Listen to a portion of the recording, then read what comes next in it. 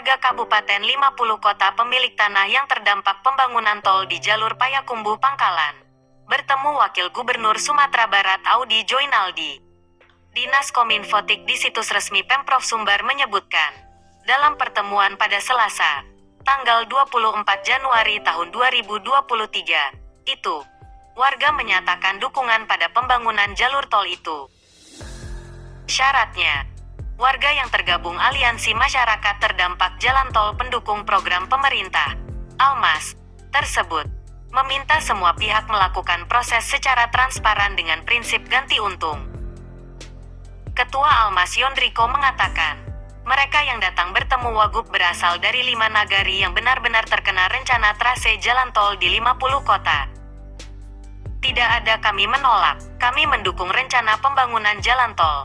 Mohon Pak Wagub teruskan proyek strategis nasional ini, kata Yondriko, saat bertemu di ruang rapat Wagub, Jalan Sudirman, Padang.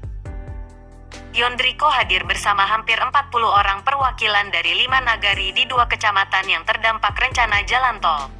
5 nagari itu adalah Koto Baru Simalanggang, Koto Tangah Simalanggang dan Taeh Barua di Kecamatan Payakumbuh serta Lubuk Batingkok dan Gurun di Kecamatan Harau.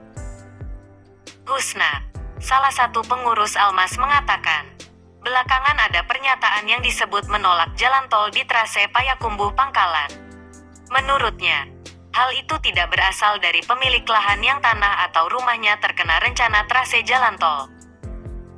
Ia mencontohkan, di nagari Koto Baru Simalanggang, lahan yang terkena rencana jalan tol berjumlah 44 bidang di 2 jorong yaitu Jorong Koto Baru dan Jorong Tabek Panjang.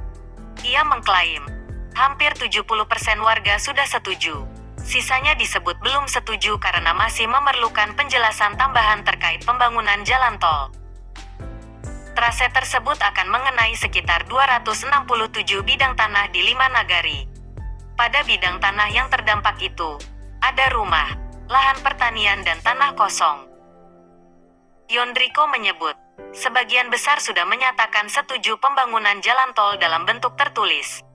Hanya sebagian kecil pemiliknya yang belum setuju, karena mereka belum mendapatkan penjelasan yang lengkap tentang rencana pembangunan jalan tol ruas Payakumbuh Pangkalan.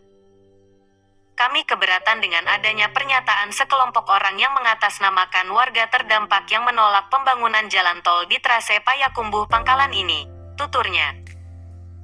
Penolakan tersebut, menurutnya, tidak berdasarkan musyawarah dengan masyarakat pemilik bangunan dan lahan yang akan dilalui trase. Mereka yang menolak hanyalah segelintir warga yang namanya tidak ditemukan dalam daftar rencana trase tol yang kami miliki, kata Yondriko. Wakil Gubernur Sumbar Audi Joinaldi memahami aspirasi yang disampaikan masyarakat yang tergabung dalam ALMAS. Ia meminta warga melengkapi persetujuan itu secara tertulis dari masing-masing masyarakat yang rumah atau lahannya terkena rencana trase jalan tol Payakumbuh Pangkalan. Aspirasi dan bukti-bukti tertulis ini akan menjadi pegangan Pemda 50 Kota dan Pemda Sumbar untuk disampaikan kepada Kementerian PUPR di Jakarta, kata Audi. Staf khusus tim percepatan lahan jalan tol Syafrizal Ucok yang mendampingi Wagub mengatakan, sebelum tanggal 31 Januari tahun 2023, seluruh berkas persetujuan dari masyarakat pemilik bangunan dan lahan yang terkena rencana trase tol di 5 nagari Kabupaten 50 Kota akan dikumpulkan oleh ALMAS.